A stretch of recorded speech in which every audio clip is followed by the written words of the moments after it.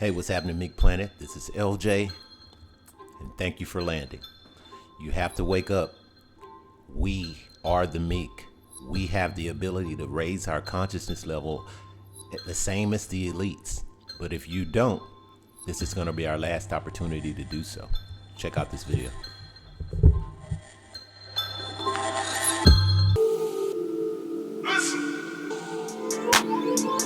They want to divide and rule us because it's a simple case of mathematics.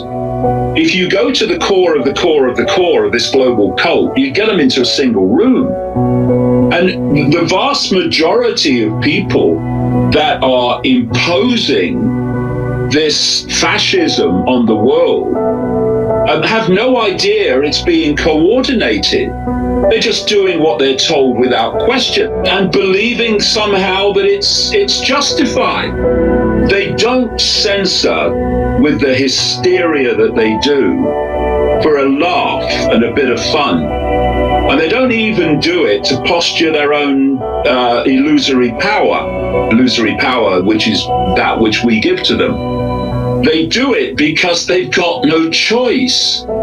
Their narrative is ludicrous. What they're asking us to believe and what they're asking us to do, telling us to do, is ludicrous. It's everything to do with control, and that's becoming more obvious to more and more people all the time.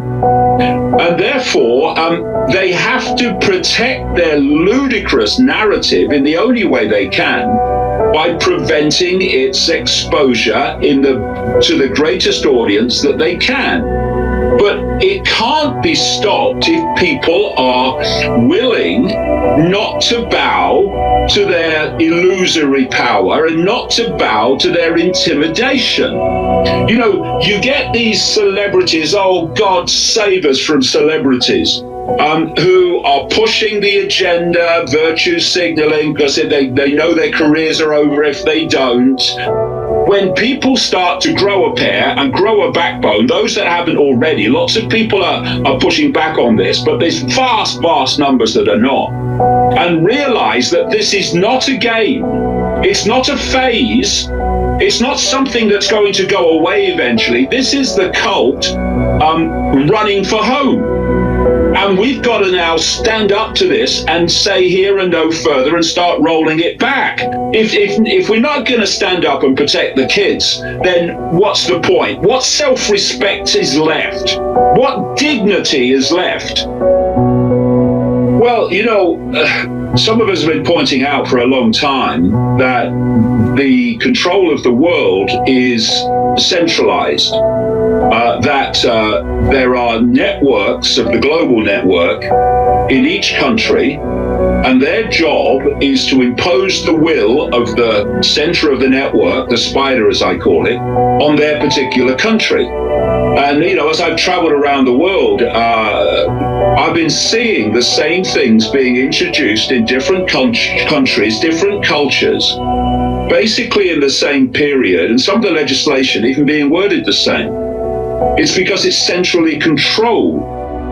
Well, you know, you can look for a solution or you can remove the cause of the problem. And if you remove the cause of the problem must disappear because its cause is gone. And look through the entirety of known human history anyway, and you see the same recurring sequence. The few controlling the many by the many acquiescing to the few. And if you look at, as I was getting into earlier, if you look at this symbolic, or it's not even symbolic, it's very accurate, pyramidal hierarchy of human society, you've got the tiny few at the top, the inner core of this cult, which have this agenda for the constant centralization of power and the constant centralization of everything. And the more you centralize power, the more power the few have over the many at each point of centralization. That's why things like globalization are all being generated by this cult. So they impose their will, their agenda, on the level of the pyramid below them. And that level acquiesces to that imposition and imposes it on the level below them. And so it goes on. And it's very soon after you leave the peak of the pyramid that you are meeting levels of the hierarchy that have no idea there is a cult. They have no idea the pyramid. All they're doing is taking impositions from the levels above them and acquiescing to them and imposing them on the level below them. And then you come all the way down this pyramid in imposition, acquiescence, and you meet the mass of the population at the bottom of the pyramid. And if we, at that point, and this is the key, this is the answer, staring us in the bloody face, if we, as a population, then acquiesce to the impositions of the level of the pyramid, ultimately being dictated to by the single room at the top, and we acquiesce to the impositions of government and authority and law enforcement, if we acquiesce to them, we create or complete a circuit between the tiny few at the top of the pyramid and the mass of the population. And that circuit of imposition, acquiescence means that those few people in that room have imposed their will on the entirety of the global population. So the answer is, we break the circuit. We break the circuit by not acquiescing with authority simply because it's authority. What is it telling us to do? What is it asking us to do? Does it make sense? No. Then I'm not doing it.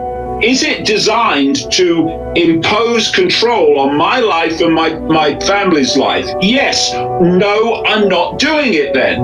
And it's this reflex action response to authority of obeying that is the cause of the few controlling the many. And it starts very early. You get people, young kids, you put them into school at the earliest possible age. And from that moment on, they are faced with an authority. An authority which, if you obey, well, life is kind of okay. I mean, you've not got a mind of your own, but you know, they leave you alone. But if you don't obey, well, there's a problem. There's a problem with your disruptive influence in the classroom. You're asking questions. You won't accept what you're being told. And very early on, right at the start of the school life, that you've got an authority figure who's telling you when you have to be there, when you can leave, when you can eat, when you can talk, when you can go to the toilet. And there are sanctions if you don't obey. And so the whole process has started to get you into a state of reflex action, acquiescence to authority, which they want you to take through your life. So now you see why the elites keep majority of the population on the planet in a survival level or a survival state of mind. It's easier to control them. You can now give them games. You can tell them who to worship. You can tell them who the beautiful one is. You can tell them who the celebrity is, because you're the money printer. And because you're the money printer, a friend in need is a friend indeed. You'll never have any problem with the masses. They'll turn their backs on each other. They'll rob, steal, and kill each other.